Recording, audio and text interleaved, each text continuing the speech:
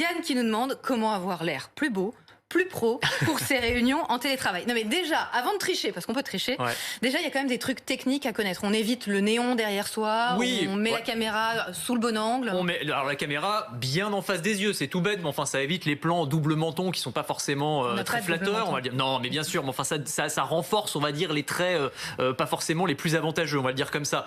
Effectivement, l'éclairage très important, éclairage plutôt de face pour bien éclairer le visage et pas être un zombie comme ça dans l'ombre. Et puis à côté de ça, vous avez dans certains logiciels de visioconférence, Zoom par exemple qui est le plus populaire, c'est pas forcément le plus sécurisé, mais enfin c'est un autre sujet, mais c'est l'un des plus populaires, vous avez des petites cases à cocher pour ajouter des filtres beauté, voilà, pour améliorer son apparence. Ça va filtrer, lisser votre visage, ça va gommer un petit peu les cernes, un petit peu comme les filtres beauté qu'on trouve sur les réseaux sociaux finalement. Mais même sur les appareils photo, même quand vous prenez une photo avec votre portable, vous pouvez limiter les dégâts et effectivement les plus jeunes sur les réseaux sociaux savent qu'on peut faire tout ce qu'on veut avec son visage. Donc c'est tout à fait logique qu'on puisse aussi le faire sur les logiciels de visioconférence. C'est vrai qu'après quelques semaines de confinement, on en est tous un petit peu à se relâcher niveau rasage, maquillage, habillement, et donc ça permet de donner le change, on va le dire comme ça. Et puis au mois de novembre, on est vraiment au top du teint. Voilà.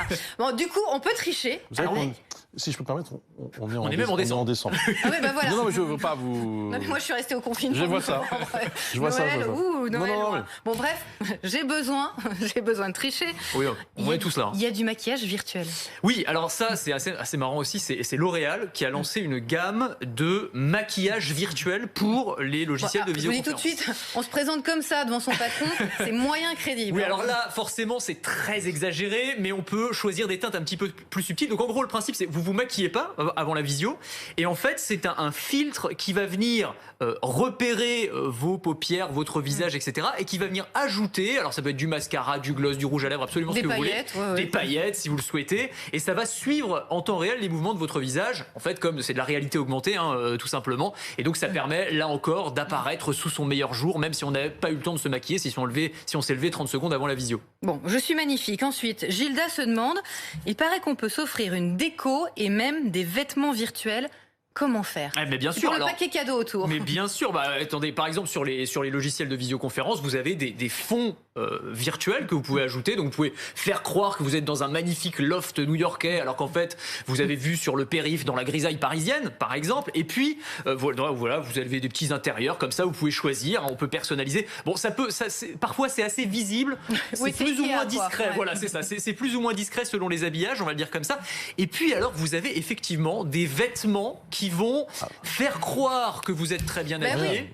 Oui, les réunions de télétravail en pyjama. La chemise pyjama. La chemise pyjama, c'est un styliste japonais qui a mis ça en place. Vous comprenez le principe, c'est en gros l'angle de la webcam va prendre le haut du vêtement qui est une chemise très classe. Vous pouvez ajouter une cravate. Et le bas est en pilou. Et le bas est en pilou pour être bien confortable. C'est un pyjama ou une veste de survêt. Voilà. On pourrait faire la même chose à l'antenne, sans aucun problème. Mais qui vous dit que Bruce a un bas? Mais je ne dis rien. Je ne dis rien.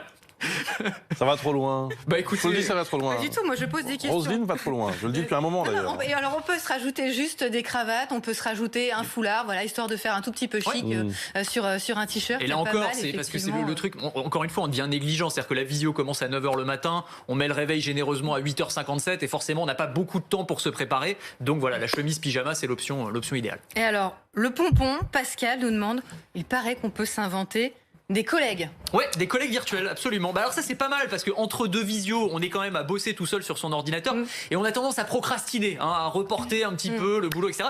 Donc là, pour se mettre un petit peu la pression, il y a une petite appli qui s'appelle Focus Mate. C'est l'ami qui vous aide à vous concentrer et en gros le principe. Qui te dit boss, vas-y boss. Qui te dit boss. En fait, vous êtes mis en relation avec un autre télétravailleur qui est à l'autre bout du monde. Il peut voir par votre webcam et vous voyez par la sienne.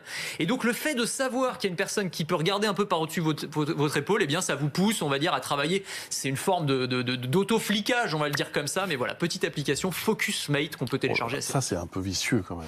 Oui, non, mais après, franchement, vous regardez même pas ce que fait l'autre personne, mais c'est la simple idée de savoir que la personne peut regarder ce que vous faites qui vous pousse un peu à bosser. Voilà. Non, après, il y a une vraie question de la solitude, on l'a dit, et des conséquences psychologiques de l'enfermement. Parce que, attendez, ça commence comme voir ça. Voir ses collègues, mine de rien, ça fait du bien. Ça commence en surveillance et puis on ne sait pas à quoi ça peut aboutir. Vous voyez, après, on peut commencer à discuter. Voilà, on ne sait pas où ça peut mener. Bah oui. Ça se termine en site de rencontre derrière. En tout cas, les possibilités sont multiples. Voilà. Vous savez tout grâce à Anthony.